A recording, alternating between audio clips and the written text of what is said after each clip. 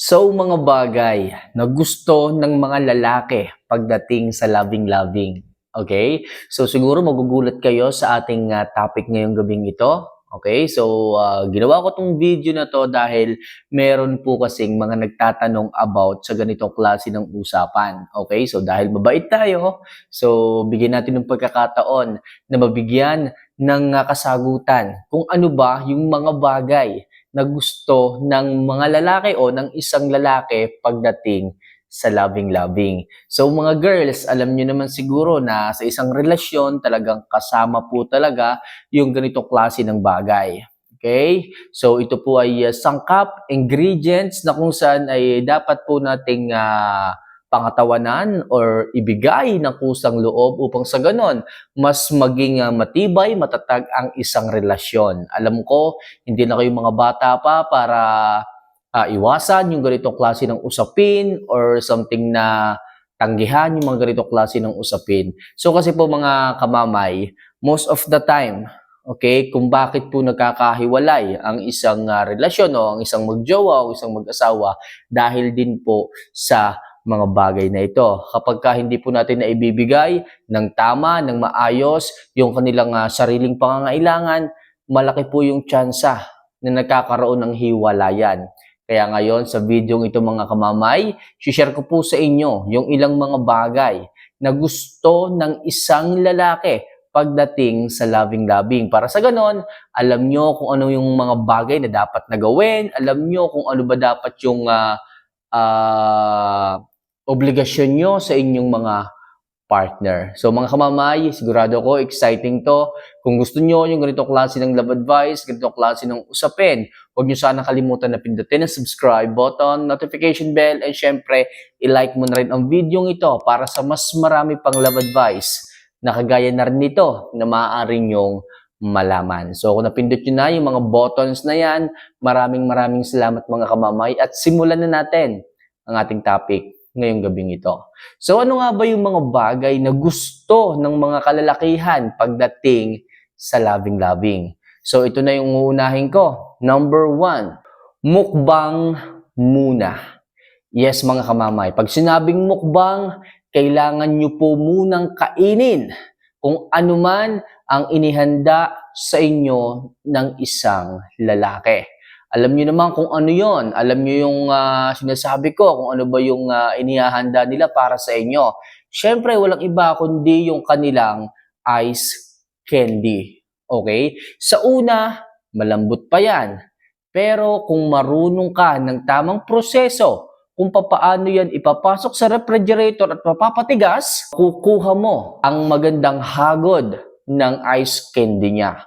Kaya mga kamamay, sa mga nagtatanong kung dapat bang kainin ng ice candy ng isang lalaki, yes po mga kamamay. So requirements po yan. Pero hindi lahat ng babae gumagawa ng ganyan. At hindi lahat ng babae hilig ang kumain ng ice candy. Pero isa lang ang masasabi ko sa inyo mga kamamay, kung gagawin mo yan, kung aaralin mo yan, sigurado ako, mas mamahalin, mas matutuwa, at mas magiging masaya sa'yo ang isang lalaki. Kaya yan yung number 1 tips ko sa inyo mga kamamay. Bukod sa pagkain lang sa inyo ng inyong tahong ang ginagawa ng isang lalaki, bakit hindi mo suklian na kainin din patay ang kanyang ice candy? So sigurado ako, mas mag-i-enjoy kayo pareho kasi vice versa ang mangyayari. Kaya ngayon pa lang mga kamamay, sinasabi ko na sa inyo, practicein ninyo. Huwag kayong masyadong maarte. Ipakita nyo sa isang lalaki na tanggap nyo siya. Kung anong meron siya, tanggap nyo siya. So that is a part of a relationship. Kaya ngayon pa lang mga kamamay, ako na nagsasabi sa inyo, kailangan nyo yung gawin kung gusto nyo mapasaya ang isang lalaki. So number 2, touch their bodies. Okay? So mga kamamay, pagdating sa loving-loving, hindi po pwedeng para ka lang tuod na nakahiga dyan. Kailangan marunong ka rin humawak, okay, sa mga bagay-bagay na nakikita mo. Huwag kang mailang, huwag kang mahiya. Kung ano yung nakikita mo, partner mo yan, jowa mo yan, so sa'yo na rin yan. Okay? At gusto rin yan ng isang lalaki. Kung ano yung nakikita mo sa harap mong dalawang malalaking kung ano man, hawakan mo. Gusto yan ng isang lalaki. Okay? Yung kanilang mga Dragon Balls, hawakan mo rin. Habang kinakain mo ang kanilang ice candy, mas mag-i-enjoy sila. Okay? So, hawakan mo lahat ng mga parts na talaga sa tingin mo nakapagbibigay ng aliw sa kanya. Huwag kang mahiya. Hindi uso ang hiya dito mga kamamay. Okay? So, enjoyin mo lang. Hawak-hawakan mo. Huwag kang maiilang. Huwag kang mahiya. At sigurado ako, kapag ka nakikita mo ng isang lalaki ay nagre-react ng talagang maayos. So, ituloy mo lang kamamay kung ano yung ginagawa mo. Okay? So, number 3, turn on the lights. Oo mga kamamay. Kung kayo mga girls, kabaliktaran ang gusto nyo, sapagkat ang gusto nyo palagi ay turn off the lights, well kami, mga kalalakihan ang gusto namin is turn on the lights. Bakit po mga kamamay? Siyempre, para makita po namin ang kabuuan, okay, na ganda ng inyong, okay, ng inyong katawan. Okay, ika nga makikita namin yung mga mabulubundukin ninyong mga bundok. Okay, yung inyong mga papaya, yung inyong mga batis na kung ano man ang itsura at hindi maipinta. So gusto namin yan mga kamamay. Okay? So hindi ko alam kung ano yung dahilan ninyo kung bakit ayaw nyo na naka-turn on the lights. Siguro may mga parts dyan na ayaw nyong ipakita. Siguro tumataba na kayo. Siguro hindi kayo masyadong naghihilod or kung ano pa man, kung may tinatago kayo o ano pa man. Okay? So sinasabi ko lang sa inyo mga kamamay kung ano yung gusto namin. Ang gusto namin, turn on the lights and nasa sa inyo na yun mga kamamay kung hahayaan nyo, papayagan nyo and irerespeto naman namin kung gusto o ayaw ninyo. Pero sa amin, gusto namin bukas ang ilaw para kitang-kita ang mga tahong na inyong hinuli sa karagatan. At syempre, yung mga papaya ninyo na pinabunga ng hinog sa panahon.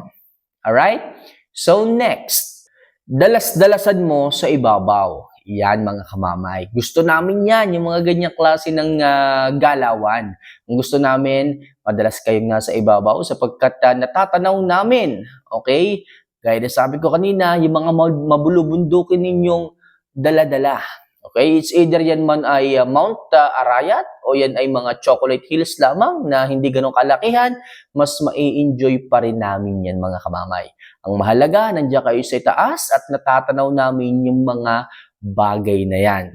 Okay, kaya mga kamamay, mas maganda pa rin na dalas-dalasan nyo ang inyong pagpunta dyan sa ibabaw. Okay, and last, laruin ang Dragon Balls habang sinusubo ang ice candy. Yes, mga kamamay. Yan ang, para sa akin, yan ang pinakamaganda at pinaka-enjoyable moments na po pwede mong gawin sa isang lalaki. So, pagsabayin mo yan, kamamay, at sigurado ako na hindi mo maipipinta o hindi maipipinta ng isang lalaki kung ano ang kanyang itsura o ano ang kanyang nararamdaman. Okay, kayo ba naman ang pagsabayin ang dalawang bagay na yan, talaga namang hindi mo maiintindihan kung ano ang sarap na iyong mararamdaman. Yung ginhawa ba mga kamamay?